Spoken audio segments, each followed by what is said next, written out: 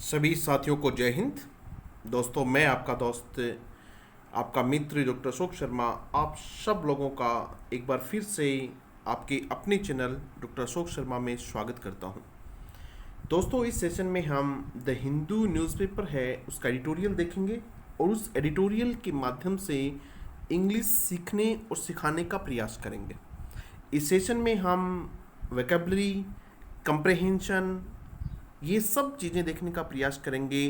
Translation सीखने का प्रयास करेंगे, किस प्रकार से अंग्रेजी के न्यूज़पेपर को पढ़ा जाए।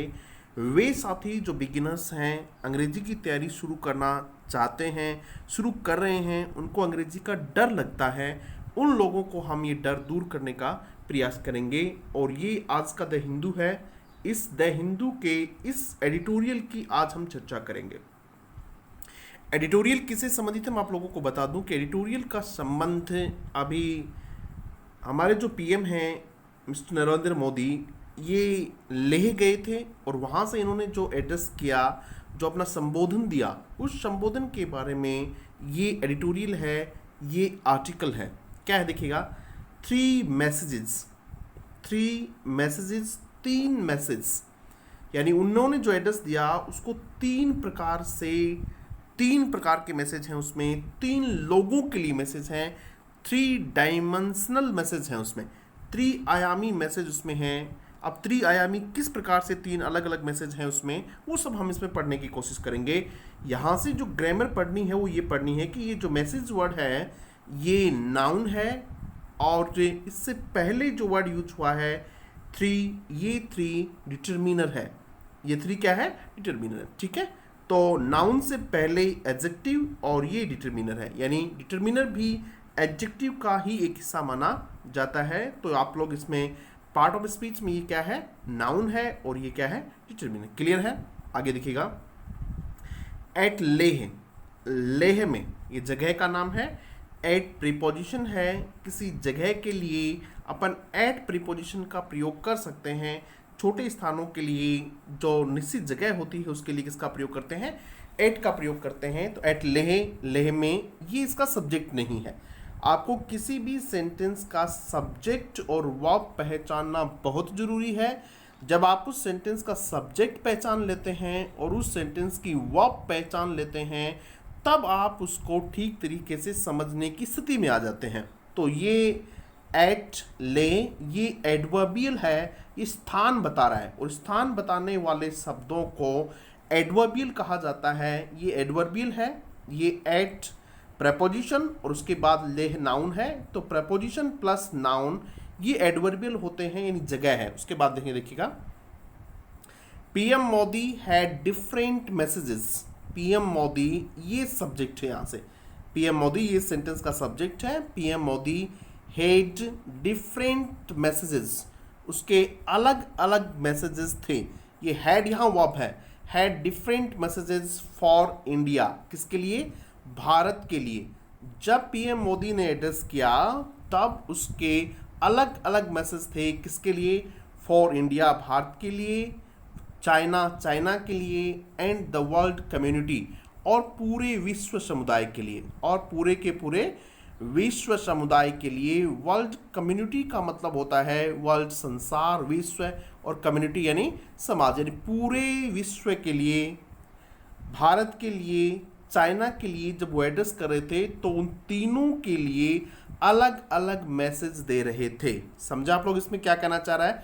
इसमें ये कहना चाह रहा है कि लेह में जब पीएम मोदी ने एड्रेस किया तो उनके पास अलग अलग मैसेज थे, उनके एड्रेस में अलग अलग संदेश था। किसके लिए? भारत के लिए, चाइना के लिए और वर्ल्ड कम्युनिटी के लिए। इसीलिए देखो, 1 2 और ये तीन हो गए। इसी वजह से ऊपर क्या है, इसका जो हेडिंग है वो क्या है? 3 मैसेजेस है। क्लियर हो गई बात? उसके बाद हम देखते हैं इसमें एटले, उसमें बाकी इसमें कुछ ऐसा समझाने जैसा है नहीं। आगे देखिएगा, with his visit to Nimu near Leh, with his visit, his कौन है यहाँ?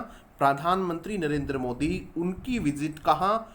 विजिट टू नीमू, नीमू जगह का नाम है, नियर किसके पास? लेह के पास। उनकी जो विजिट है कहाँ की, नीमू की। नीमू जो उनका विजिट था किसके पास है, नीमू नियर ले, ले के पास है। विच कौन, विच रिलेटिव प्रोनाउन होता है और रिलेटिव प्रोनाउन का संबंध उससे पहले आने वाले नाउन से होता है, रिलेट करके जोड़ता है। तो विच का मतलब नीमू है जो किसके पास है, लेह के पास है। विच हाउसेस द, ये आगे आप लोग लिखा हुआ है 14 कोर हेडक्वार्टर्स, जो हाउसेज, वहाँ कौन सी चीज़, देखो हाउस एक तो नाउन होता है, HOUS, हाउस नाउन होता है, ये हाउसेज है। यहाँ वर्ब है, ये हाउस को क्या हुआ है, वर्ब है, यानी जहाँ स्थित है। हाउस में कोई चीज़ें अपन घर में रखते हैं तो यहाँ इसको वर्ब बनाया हुआ है, जहाँ कौन स्थित है, 14 कोर हेडक्वार्टर्स, जहाँ 14 कोर हेडक्वार्टर स्थित है। ये आप समझिएगा, इसमें इंपॉर्टेंट बात ये कि ये जो वर्ड है CORPS, इस वर्ड को आप कॉप्स नहीं बोलेंगे, इसका जो सही प्रोनाउंसिएशन है वो है कोर, CORPS। एक बार फिर से सुन लीजिएगा, ध्यान से समझिएगा, इसको कोर बोलते हैं, तो आप इसको कोर बोलेंगे। और इस कोर का मतलब होता है ए group in army.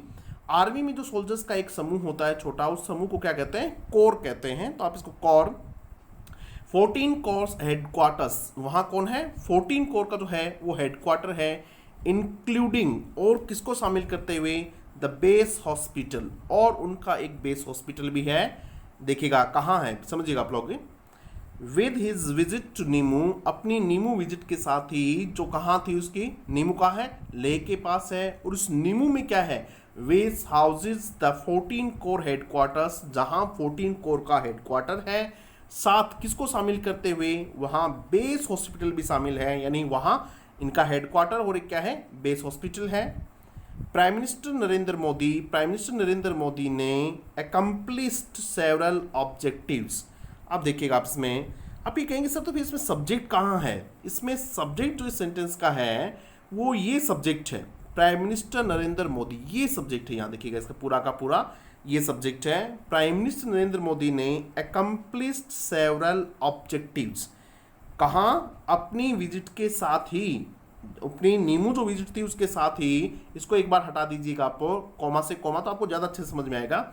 With his visit to Nimu near Leh, prime minister Narendra Modi accomplished several objectives. ठीक है, अब ये ले कहाँ है इसके बारे में ये लाइन समझाई हुई है, तो मैं आपको ये सेंटेंस, ये इसका सब्जेक्ट हो गया, अकम्प्लिश्ड ये वर्ब हो गई, एंड सेवरल ऑब्जेक्टिव्स ये इसका ऑब्जेक्ट भी हो गया।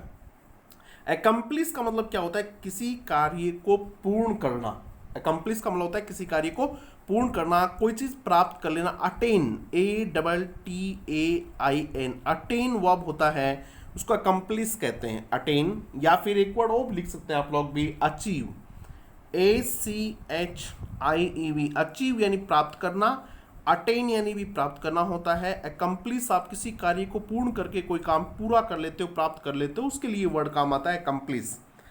सेवरल ऑब्जेक्टिव्स, क्या प्राप्त करते हैं वो, सेवरल, अनेक, मैनी। ऑब्जेक्टिव्स का मतलब होता है गोल, GOAL, गोल यानी होता है लक्ष्य, इससे उनको बहुत सारे लक्ष्य वो प्राप्त करते हैं। ठीक है, एम, AIM, ऑब्जेक्टिव का मतलब होता है उनके जो बहुत सारे उद्देश्य हैं, एम है, गोल है, टारगेट है, उनको वो पूरे करते हैं। किसके साथ ही, अपनी एक विजिट जो करते हैं, कहाँ के लिए, नीमू के लिए, उसी के साथ prime minister Narendra Modi accomplished उसने किए हैं, पूर्ण किए हैं, प्राप्त किए हैं, सेवरल, अनेक उद्देश्य, यानी एक साथ कई उद्देश्यों को पूरा किया है, एक साथ कई कामों को साधा है। ठीक है, ये समझ में आ गया आपको।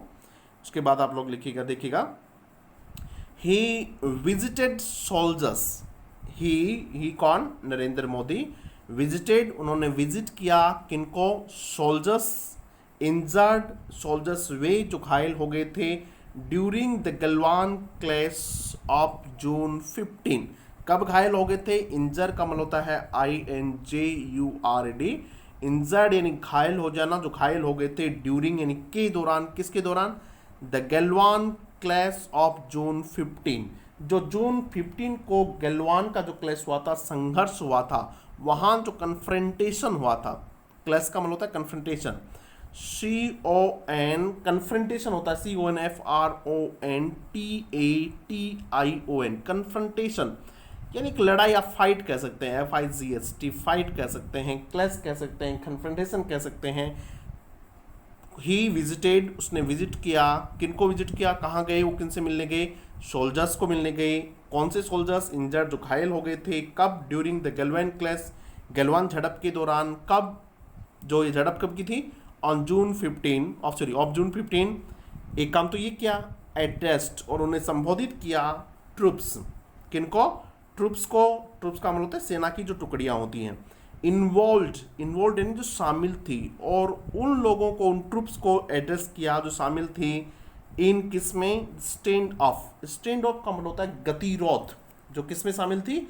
वे सेना की टुकड़ियां, उनको एड्रेस किया जो उस समय गतिरोध में शामिल थी, जो उस समय की जो क्लैश हुआ था, कन्फ्रंटेशन हुआ था, उसमें शामिल थी। In the stand of with China, किसके साथ गतिरोध में? चाइना के साथ गतिरोध में जो ट्रूप्स शामिल थी उनको संबोधित किया। स्टैंड ऑफ वर्ड जो है इसके हम सिमिलर वर्ड देखेंगे अभी। एंड वॉज ब्रीफ्ड, और उसको ब्रीफ किया गया। देखो ये पैसिव वॉइस का सेंटेंस है। यहाँ तक तो प्रधानमंत्री नरेंद्र मोदी ने एड्रेस किया, और यहाँ उनको ब्रीफ किया। ब्रीफ का मतलब संक्षिप्त किसी बात की जानकारी देना, उसको क्या कहते हैं? ब्रीफ कहते हैं। एंड वॉज ब्रीफ्ड, और उनको बताया गया डायरेक्टली बाय सीनियर ऑफिसर्स। किसके द्वारा? सीधा प्रत्येक रूप से सीनियर ऑफिसर्स के द्वारा उनको बातें बताई गई, सूचना दी गई। इन्वॉल्व, और जो सीनियर ऑफिसर्स जो शामिल थे, इन्वॉल्व किसमें? इन ऑपरेशनल प्रिपेयर्डनेस। किसमें? ऑपरेशनल, जो वहाँ ऑपरेशन होते हैं, जो वहाँ कार्यकारिणी होती है, कार्य होते हैं, जो कार्यों का संचालन करते हैं। ऑपरेशनल प्रिपेयर्डनेस जो किसमें शामिल है? वहाँ जो कार्रवाइयाँ होती हैं उसकी तैयारियों में जो शामिल हैं, उन सीनियर ऑफिसर्स के द्वारा सीधा प्रधानमंत्री नरेंद्र मोदी को सूचना दी गई। Who are also conducting, who कौन है? ये ऑफिसर्स हैं। हु आर ऑल्सो कंडक्टिंग, जो कंडक्ट कर रहे हैं मिलिट्री टॉक्स, जो क्या कंडक्ट कर रहे हो? मिलिट्री बातचीत भी कर रहे हैं। किनके साथ? China's People's Liberation army.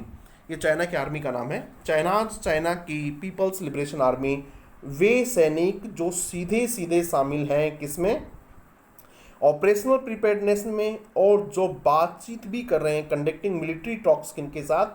China की आर्मी के साथ जो बातचीत कर रहे हैं, उन ऑफिसर्स के साथ सीधे मिले, और उन ऑफिसर्स ने उनको क्या किया? ब्रीफ किया डायरेक्टली, बिल्कुल सीधा सीधा उन्होंने ब्रीफ किया। तो ये एक सेंटेंस हमारा था। देखो आप लोग एक एक वर्ड को ठीक से समझेंगे, उसमें कौन सा पार्ट ऑफ स्पीच से क्या है, तो चीज़ें आपको समझ आती रहेंगी। अब मैं इसमें देखता हूँ कि आपको कौन सी चीज़ मुझे अच्छे से समझानी है। ये देखिएगा, यहाँ आपने एक वर्ड देखा विजिट, ये देखो ये विजिट है, ध्यान दीजिएगा फर्स्ट सेंटेंस में विजिट टू है। यहाँ विजिट के बाद में आप लोगों को टू प्रेपोजिशन नज़र आ रहा है, जबकि यहाँ जो विजिट है इसके बाद आप लोगों को कोई प्रेपोजिशन नज़र नहीं आ रहा है। तो इसके अंतर की वजह है क्या कोई? हाँ, इसके अंतर की वजह ये है कि यहाँ जो विजिट है ये नाउन है। क्या भाई? ये विजिट नाउन है, और जब विजिट नाउन के रूप में काम में लिया जाए तो उसके साथ प्रेपोजिशन टू का प्रयोग किया जाता है। बहुत शानदार कॉन्सेप्ट है, आप ध्यान दीजिएगा इसको। नाउन के बाद है तो टू। यहाँ विजिट जो है ये वर्ब है। यहाँ विजिट क्या है?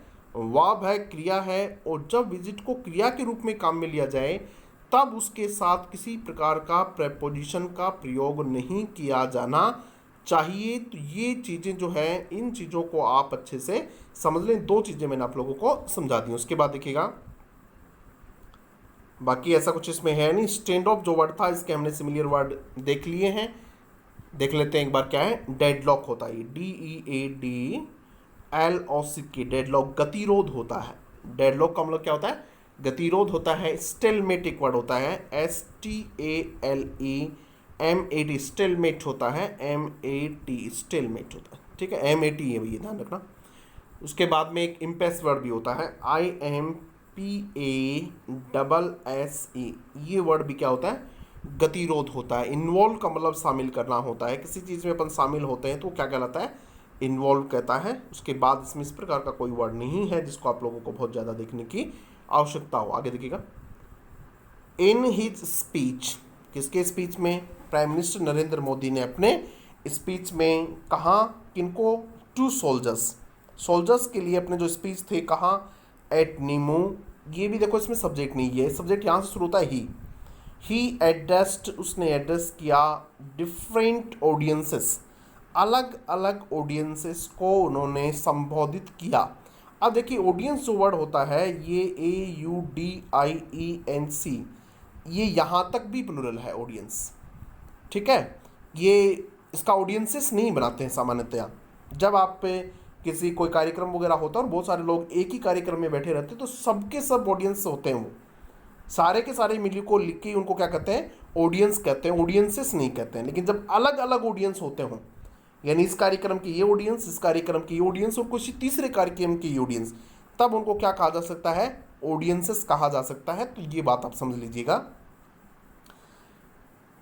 इन हिज स्पीच टू, अपने स्पीच में किनके लिए? Soldiers at Nimu. He addressed, उसने एड्रेस किया डिफरेंट ऑडियंसेस, अलग अलग ऑडियंस को, एज वेल, साथ ही विद द बिगेस्ट मैसेज, किसके साथ ही? बड़े मैसेज के साथ, for the Chinese leadership, Chinese leadership के साथ ही, एज वेल का मतलब उनके साथ ही, उसने 3 अलग अलग ऑडियंसेस को संबोधित किया। जब वो वहाँ संबोधित कर रहे थे तो चाइना के लीडर्स के लिए बिगेस्ट मैसेज, बड़े मैसेज के साथ ही उन्होंने 3 अलग अलग ऑडियंसेस को क्या किया? एड्रेस किया। वेयर ही सेड, जहाँ उन्होंने कहा, कहाँ? एड्रेस में। वेयर ही सेड, वहाँ कहा दैट, कि क्या कहा उन्होंने? The age of expansionism is over, जहाँ उन्होंने कहा कि एज जो युग है, समय जो है, एरा है, एरा का मतलब होता है युग है। वो कह रहे हैं कि युग, किसका युग? एक्सपेंशनिज्म का मतलब होता है विस्तारवाद। एक्सपेंशनिज्म का कल वाले आर्टिकल में भी हमने इसको पढ़ा था।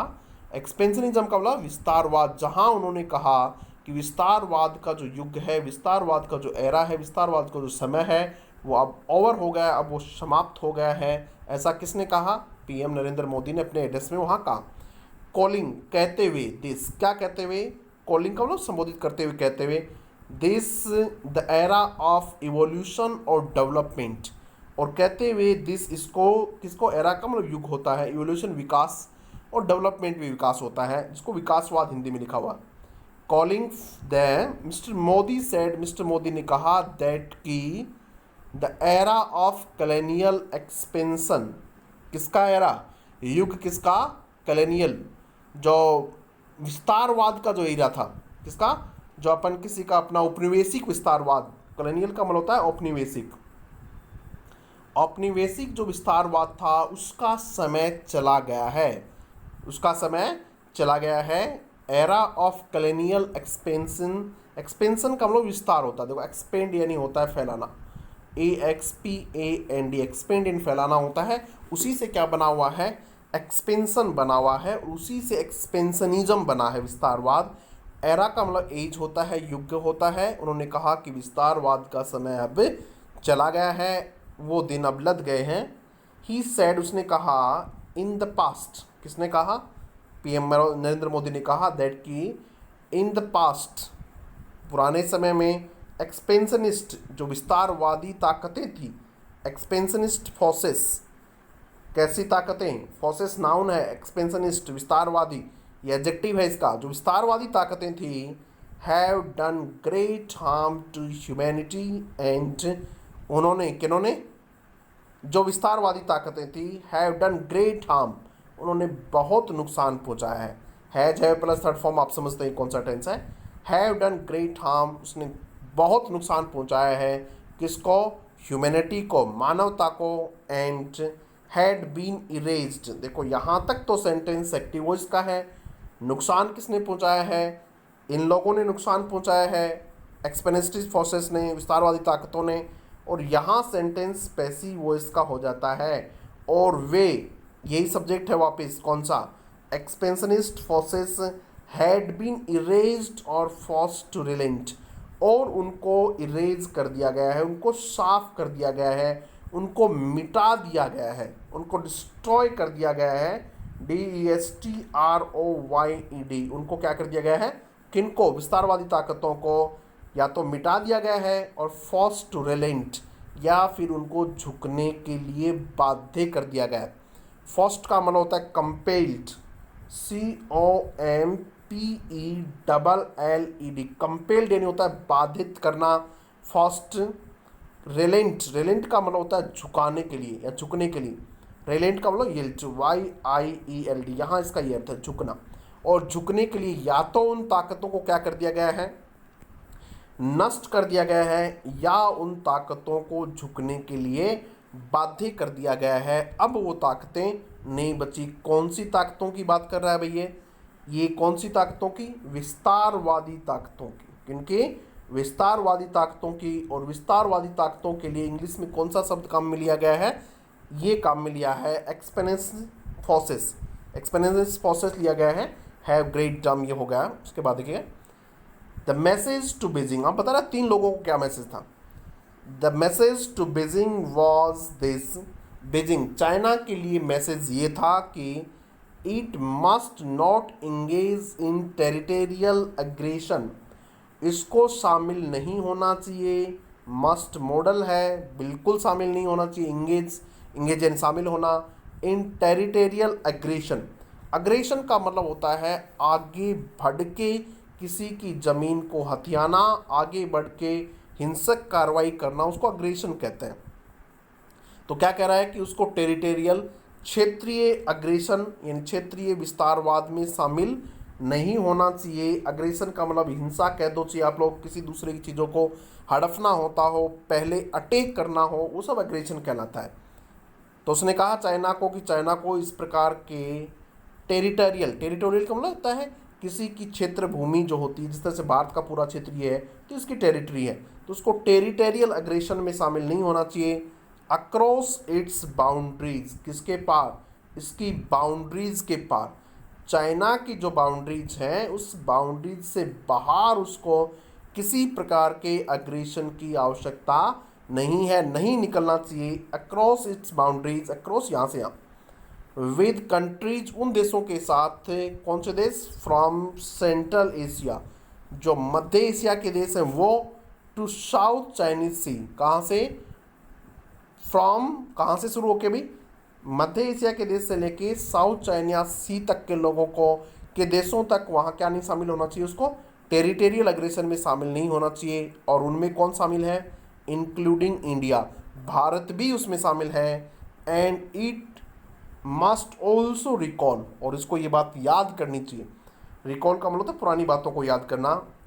इट्स ओवर एंगर, इसका अपना गुस्सा, अगेंस्ट इम्पेरियलिज्म, इम्पेरियलिज्म का मतलब विस्तारवाद होता है, साम्राज्यवाद जिसको आप लोग कहते हैं। इम्पेरियलिज्म का मतलब क्या होता है, ये बताया गया कि चाइना खुद साम्राज्यवाद का शिकार हुआ था कभी, तो साम्राज्यवाद के खिलाफ उसका जो गुस्सा था उसको ये याद करना चाहिए। दैट की सो मैनी इन PRCs, ये वहाँ की पॉलिटिकल पार्टीज़ का नाम है, कि बहुत सारे लोग भी जो PRC में हैं, हैव डिक्राइड, डिक्राइड का मतलब किसी की आलोचना करना, क्रिटिसाइज बिटरली,